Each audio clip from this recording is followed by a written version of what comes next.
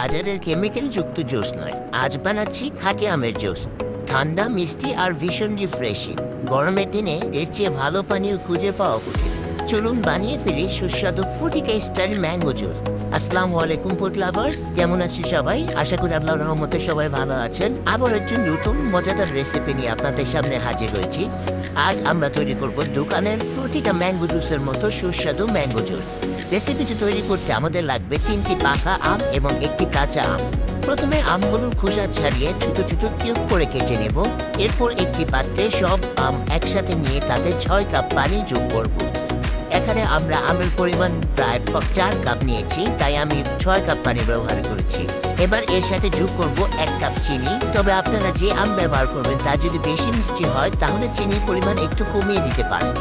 এখন পাত্রটি চুলায় বসিয়ে মাঝারি আছে প্রায় 10 মিনিট সিদ্ধ করে নেব। সিদ্ধ হওয়ার শেষের দিকে আমরা যোগ করব সামান্য লবণ এবং আধা কাপ লেবুর রস।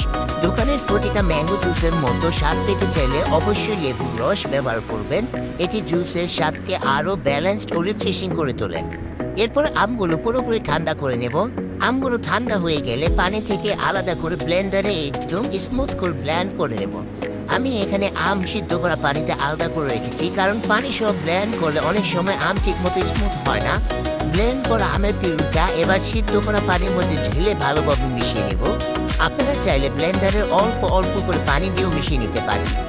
এখন সবচেয়ে গুরুত্বপূর্ণ ধাপ, জুসের মিশ্রণ একটি ছাঁকনির সাহায্যে ভালোভাবে ছেঁকে নেব। এই ধাপটি অবশ্যই করবেন, কারণ আমের মধ্যে থাকা আইস যদি জুসে থেকে যায় তাহলে খাওয়ার সময় মুখে লাগতে পারে এবং দোকানের মতো স্মুথ টেক্সচার পাওয়া যাবে না। দেখতে পাচ্ছেন আমাদের ম্যাঙ্গো জুস কত সুন্দর রং হয়েছে, ঘনত্বটাও একদম পারফেক্ট হয়েছে। তবে যদি আপনাদের কাছে জুসটা একটু বেশি ঘন মনে হয় তাহলে আরও 1 কাপ ঠান্ডা পানি যোগ করে নিতে পারেন। ব্যাস, খুব সহজ এবং অল্প কিছু উপকরণে তৈরি হয়ে গেল দোকানের মতো ফ্রুটিকা স্টাইল ম্যাঙ্গো জুস। পরিবেশন করুন বরফ ঠান্ডা করে, দেখবেন সবাই বারবার চাইবে। ভিডিওটি যদি ভালো লাগে তাহলে অবশ্যই একটি লাইক দিন, কমেন্ট করে জানান আপনার পরবর্তীতে কোন রেসিপি দেখতে চান, এবং আমাদের দিদার কুইক অ্যান্ড ইজি কিচেন চ্যানেলটি সাবস্ক্রাইব করে পাশে থাকা বেল আইকনটি অন করে রাখুন, যাতে নতুন নতুন রেসিপি ভিডিও সবার আগে পেয়ে যান।